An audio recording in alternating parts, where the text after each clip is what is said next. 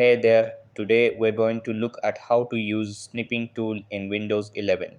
So let's get started. First, find something you want to snip like a screen, image, or video. Over here, go to the search bar and type Snipping Tool, then click on it to open the tool. After that, make sure you're on the correct mode, either photo or video. Then choose the snipping mode you prefer like rectangle, window, full screen, or freeform. You can also set a delay if needed. Then click on New. It will open a cursor. Click and hold down the cursor, drag across the area you want to capture, and release it to create the snip. Over here, the image will open automatically. From here, you can use the highlighter or the ballpoint pen to mark or draw on your image. You can also click the eraser to remove any edits.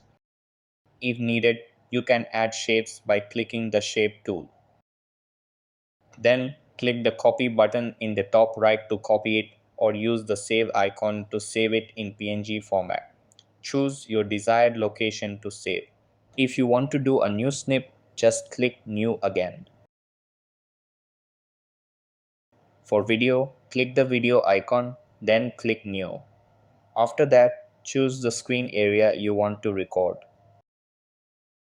You can adjust the selection and then click Start.